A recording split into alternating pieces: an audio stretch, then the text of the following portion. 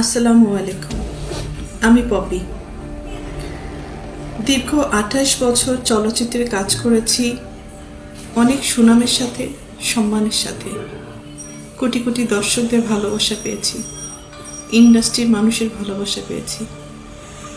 কিন্তু এই মুহূর্তে আমি ক্যামেরার সামনে কথা বলছি একজন ব্যর্থ মানুষ হিসাবে।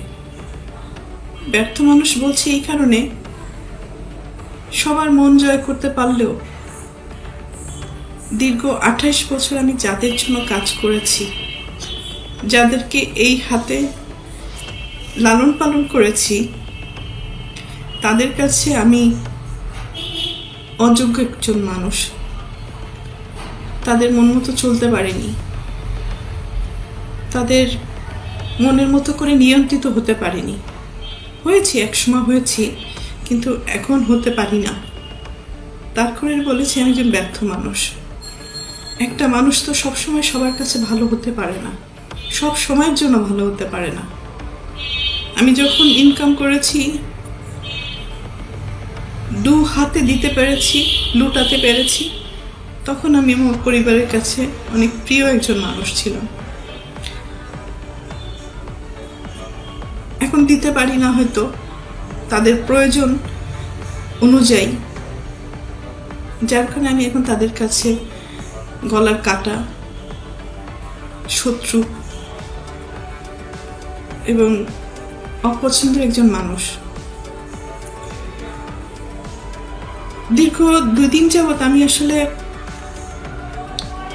দেখলাম যে আমার পরিবার কতটা নিচে নামতে পারে, কতটা হীন পরিচয় দিতে পারে, কত হিংস্র ব্যবহার করতে পারে, কত নোংরা শব্দ ইউজ করতে পারে।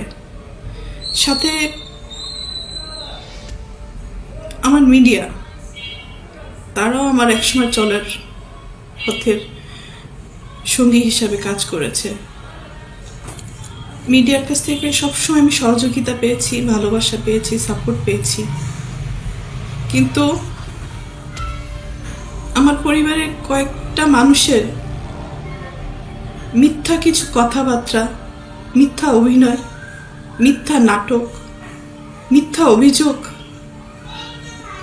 বলার সাথে সাথে যে মানুষগুলো আমাকে সব থেকে বেশি চেনার কথা, জানার কথা, সাপোর্ট করার কথা, সেই মানুষগুলো ওই মানুষগুলো, আমার পরিবারের মানুষগুলোর কথা অনুযায়ী আমাকে ভুলভাবে আমার দর্শকদের কাছে বলেন, বাংলাদেশের মানুষের কাছে খুব বাজেভাবে উপস্থাপন করেছে। তো এর থেকে দুঃখজনক আর কিছুই হতে পারে না। যাদের জন্য কাজ করেছে আজকে তারা কেউই আমার না। এই জন্য হয়তো আল্লাহ বলে, যার যার জীবন হিজ হিজ হুজ হুজ, কিয়ামতের মাথায় কেউ কাউকে চিনবে না। তো একটা মেন পয়েন্টে আসি। আজকে যে অভিযোগগুলো আমার মা আর বোন করছে, খুব স্ট্রংলি আমি প্রতিবাদ করলাম। এর পুরোটাই মিথ্যে, বানোয়াট, এবং তাদের স্বার্থ উদ্ধার হয়নি বলে আজকে সত্য একটা জিনিসকে অসত্য বলে প্রমাণিত করার চেষ্টা করছে। আমি একজন শিল্পী মানুষ, আমি কি ভূমিদস্যু? আজকে যাদেরকে আমি এই 2 হাতে ছোটবেলার থেকে লালন পালন করেছি, যাদেরকে আমি মানুষ করেছি, আমার জীবনের অনেকগুলো সময়, সুন্দর একটা সময়, প্রতিটা মানুষের একটা সুন্দর সময় থাকে নিজের জীবন উপভোগ করার সময়। সেই সময়টা আমি তাদের জন্য ব্যয় করেছি, তাদের পিছনে ব্যয় করেছি, তাদেরকে মানুষ করার জন্য। কারণ আমার বাবা মায়ের সন্তান আমার সন্তান না, কিন্তু তারা তো আমার দায়িত্ব না। তারপরেও আমি আমার ভাই বোনদেরকে নিজের সন্তান হিসেবে লালন পালন করেছি, দায়িত্ব পালন করেছি। নিজের ভবিষ্যৎ, নিজের ভালো লাগা, মন্দ লাগা অনেক কিছুই বাদ দিয়ে দিয়েছি শুধু আমার ভাই বোনদেরকে মানুষ করার জন্য। কিন্তু এখন এসে দেখলাম মানুষ তো হয়নি, হিংস্র কিছু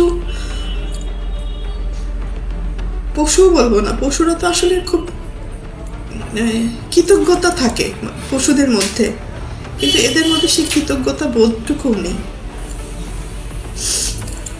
আর উপরের দিকে থুতো ফেললে তো নিচের দিকেই আসে।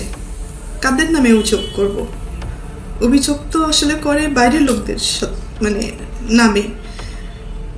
আর আমি যেহেতু আমার ভাই বোনদেরকে, আমার বাবা মাকে অনেক ভালোবাসি, যার কারণে আমার জীবনে আমি অনেক কিছু ফেস করেছি তাদের দ্বারা। নির্যাতিত হয়েছি, লাঞ্ছিত হয়েছি, অপমানিত হয়েছি। নিজের এত বছর যে আমি ইন্ডাস্ট্রিতে ইনকাম করেছি, তারা আমার সাথে বেইমানি করেছে। আমার সমস্ত অর্থ আমার কাছ থেকে নিয়ে নিয়েছে।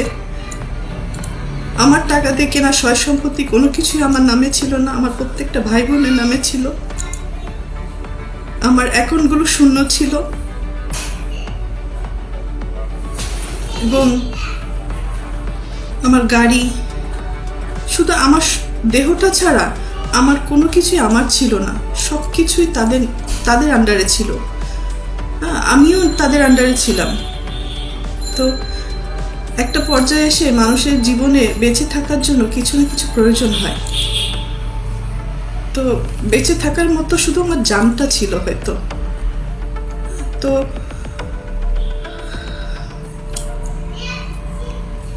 একটা পর্যায়ে এসে যখন আমি জানতে পারলাম আমার পরিবারই আমার সাথে বেইমানি করেছে, আমাকে ঠকিয়েছে, আমার সব কিছু কেড়ে নিয়েছে, এগুলো জানার পরে আমি চুপ ছিলাম। আমি যাদেরকে কোলে পিঠে মানুষ করেছি এই হাত দিয়ে, আমি তাদের দ্বারা অনেক বেশি নির্যাতিত হয়েছি। তারা আমাকে ফিজিক্যালি অ্যাসল্ট করেছে, আমার টাকা চুরি করে আমাকে মারার প্ল্যান করেছে, আমাকে খুন করে ফেলার জন্য টাকা দিয়েছে খুনিকে। আমার আপন ভাই এটার সাথে জড়িত, আপন বোন জড়িত। আর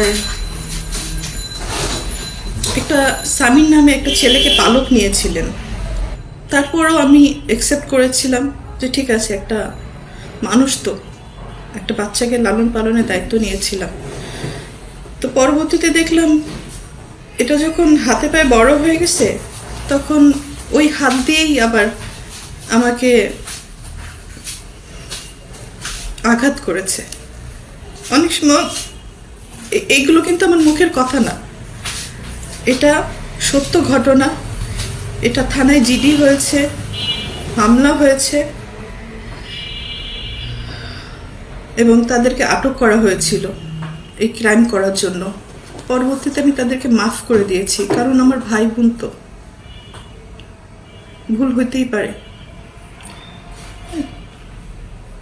সন্তান হিসাবে মাফ করে দিয়েছিলাম। পরবর্তীতে দেখি যে এগুলো বাড়তেই আছে।